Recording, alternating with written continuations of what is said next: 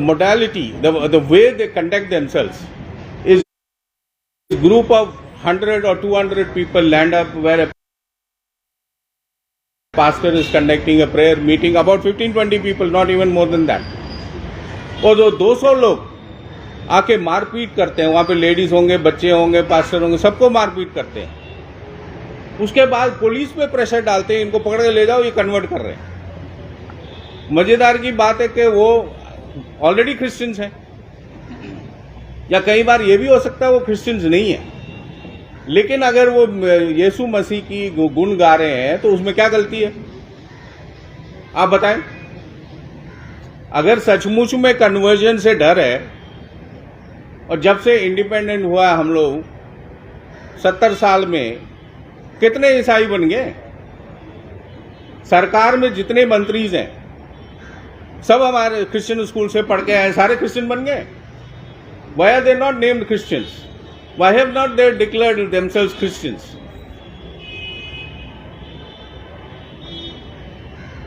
कुछ दिन पहले क्या नाम था उनका, राजीव खंडेलवाल है ना, इंडिया टुडे के कॉन्क्लेव में आए थे। उन्होंने कहा कि मेरे पास सिर्फ 5,000 रुपया था जब मैं बिजनेस शुरू कर रहा था, लेकिन उन्होंने ये स्पेसिफिक टर्म यूज कर रहा हूं, उन्होंने एक क्रिश्चियन फ्रेंड है, मुझे नहीं मालूम वो क्यों ऐसा लैंग्वेज यूज किया एट इंडिया टुडे कॉन्क्लेव, एक क्रिश्चियन फ्रेंड ने मुझे 10 लाख रुपया दिया और मैंने बिजनेस शुरू किया। क्यों कहा ये? अच्छा, उनसे कहिए अगर 10 लाख रुपया उसको दिया है तो उसने उसको क्रिश्चियन क्यों नहीं बनाया? मैं आपसे ये सवाल कर रहा हूं क्योंकि कई लोग आप में से भी जर्नलिस्ट हैं जो सोचते हैं क्रिश्चियन जबरदस्ती धर्मांतरण कर रहे हैं। तो आपको पूछना है एक दूसरे से, आपस से, अपने दिल से पूछिए, कितने क्रिश्चियंस मिले हैं? आप भी क्रिश्चियन स्कूल से पढ़ के आए होंगे कुछ लोग, क्यों नहीं कन्वर्ट हुए आप? ये गलत अफवाह फैलाते हैं और जो झूठ 1000 बार बोला जाता लोग सोचते सच है। क्रिश्चियन सबसे ज्यादा स्कूल्स, एजुकेशनल इंस्टीट्यूशंस चलाते हैं इस देश में। सबसे ज्यादा जो पढ़ाई कर रहे हैं हमारे क्रिश्चियन स्कूल्स में वो मेजॉरिटी कम्युनिटी के हैं। अडवाणी साहब एक दिन हमारे प्रोग्राम में चीफ गेस्ट बन के आए थे जब वो डिप्टी प्राइम मिनिस्टर थे। उन्होंने हमसे कहा, आपको मालूम है बीजेपी का फाउंडेशन डे कब हुआ था? जिस दिन जीसस का रेजरेक्शन डे है, उसको ईस्टर संडे बोलते हैं। गुड फ्राइडे के बाद जो संडे आता है उसको ईस्टर संडे बोलते हैं, वो रेजरेक्शन है। रेजरेक्शन मतलब जीसस जीवित उठे थे तीसरे दिन, गुड फ्राइडे को मरण हुआ, फिर संडे को जीवित हुए, उसको रेजरेक्शन बोलते हैं, उसको ईस्टर संडे बोलते हैं। अडवाणी साहब ने कहा बीजेपी का फाउंडेशन डे जो है उसी दिन हुआ है, मतलब जब क्या बोलते हैं उसको, they were earlier known as Jana Sangh, that became BJP. The point I am trying to make is 21 states in India are affected by the attacks. अच्छा, ये ग्रुप्स जो है ये नाम लेते हैं ऐसे ऑर्गेनाइजेशंस का, लेकिन कोई कंफर्मेशन नहीं है। तो इसीलिए मैं उनका नाम, ऑर्गेनाइजेशन का नाम नहीं लेना चाहूंगा क्योंकि हमें तो पता नहीं है। जो उधर ये 200 लोग आके मारपीट करते हैं लोगों के साथ, वो नाम तो बड़े बड़े ऑर्गेनाइजेशन का लेते हैं जो देश चला रहे हैं, या देश के चलाने वालों में से संघ के छोटे मोटे सब्सिडरीज होंगे, उनका नाम लेके मारपीट करते हैं, लेकिन हमें कंफर्मेशन नहीं है कि ये सच में उनके मेंबर्स हैं कि नहीं।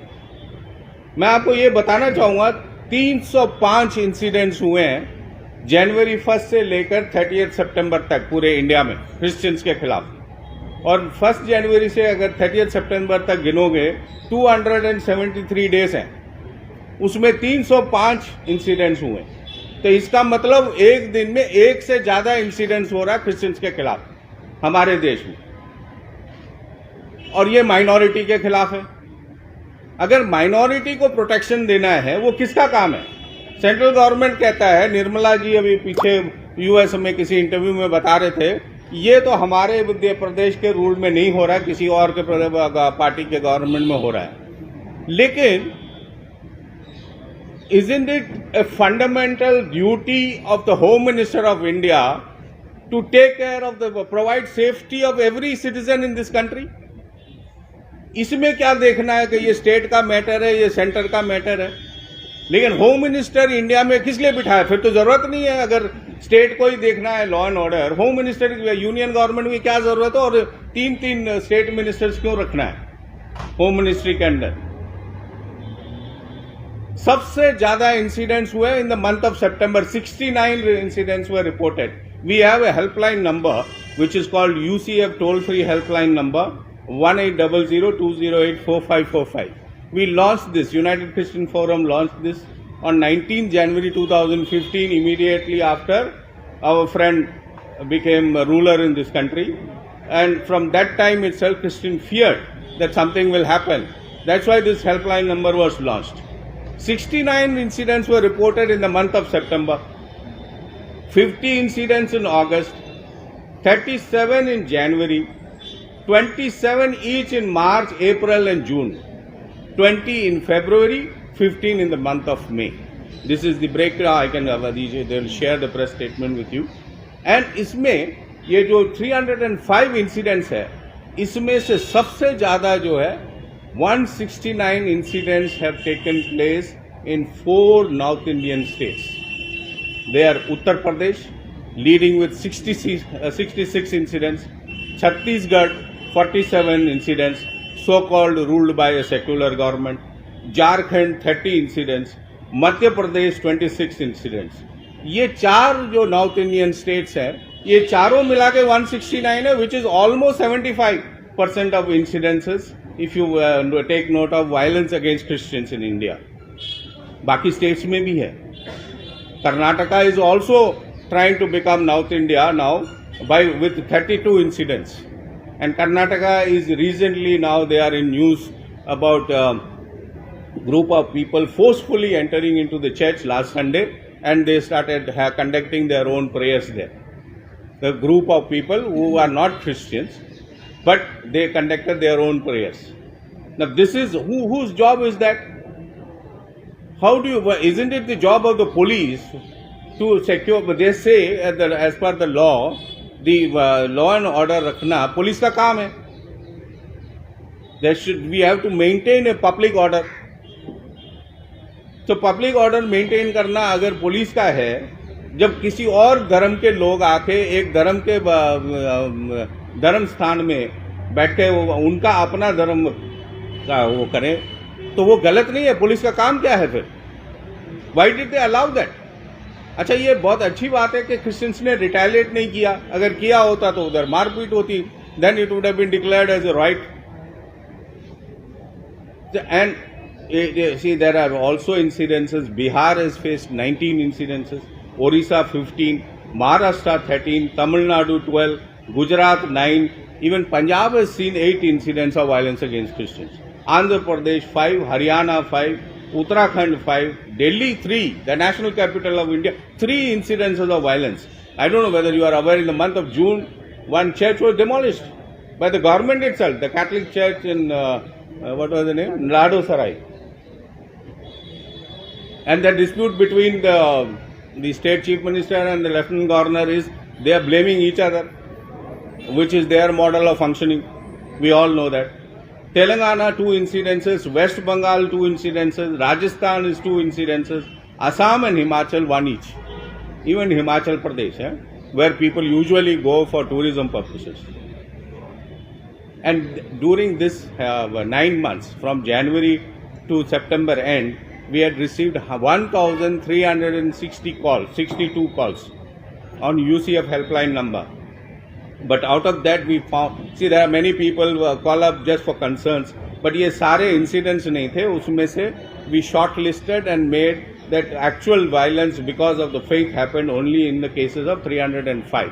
So we are not exaggerating. ये आपको हम असली अच्छा फिगर, सही फिगर दे रहे हैं. कॉल्स जरूर आए 1362 कॉल्स यूसीएफ हेल्पलाइन में, लेकिन उसको जब हम लोग अच्छी तरह से स्टडी कर रहे हैं, जैसे मैडम अभी रिसेंटली रूरकी होके आए हैं, तो वो तो थोड़ी देर में मेरे बाद वो बात करेंगे. मैडम बताएंगे आपको रूरकी में क्या हुआ. और young lady sitting there, Eva also will share उनके पास्टर पे उनके पिताजी के साथ क्या हुआ.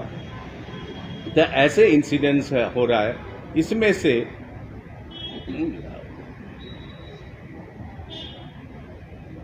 औरतें, मैंने बोला था ना, लेडीज, विमेन को भी स्पेयर नहीं करते।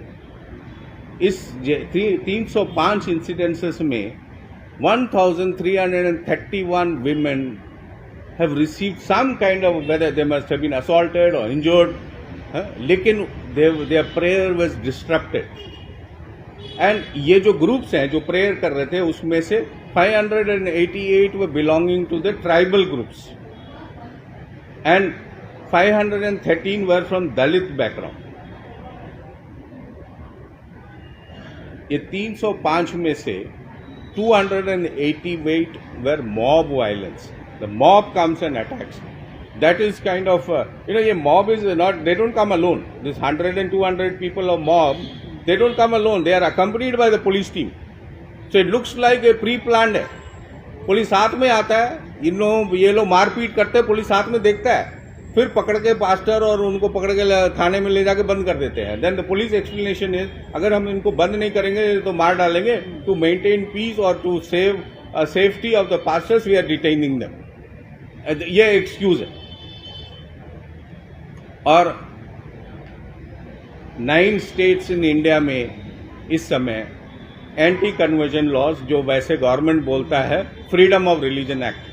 फ्रीडम ऑफ रिलीजन एक्ट तो ये मीनिंग से तो ऐसा होना चाहिए ना, we should be free to join any religion, but actually is it's our reverse, उसका ऑपोजिट है. ये लॉ से you are controlling people not to convert. And if you are actually interested to stop the conversion, why don't you amend the constitution of India? Say propagation of religion is not equal right or not a right to the citizens. Say you cannot propagate, you cannot convert people. Total ban डाल दो ना हर एक दिन पर, every citizen के ऊपर. Why only on Christianity? Why do you want only Christians not to talk about their religion? Home coming भी बंद करो, हिंदी में क्या बोलते हैं, घर वापसी भी बंद करो. अगर बंद करना ही है, हर एक चीज बंद करिए ना. क्यों एक कम्युनिटी को फ्रीडम दे रहे हो, दूसरे को बोलते हो नहीं करना है? क्यों भाई? मैं भी इसी देश का आदमी हूं, मैं काला आदमी हूं, मद्रासी हूं. मैं अगर ईसाई फेथ को फॉलो करता हूं, मसीह को फॉलो करता हूं, जीसस क्राइस्ट मेरा खुदा है, तो उसमें आपको क्या आपत्ति है? Why should you have an objection to that? I am born from my Indian parents.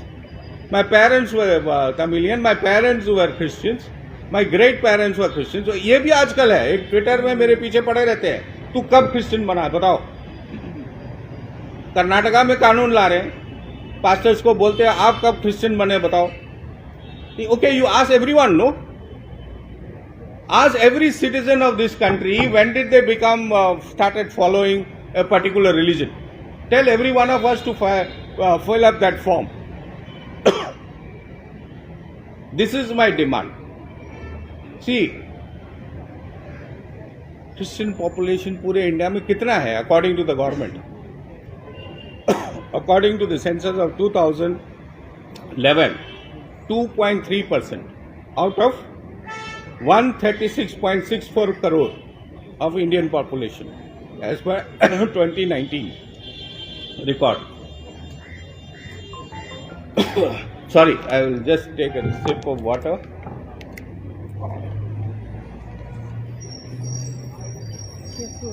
Yeah.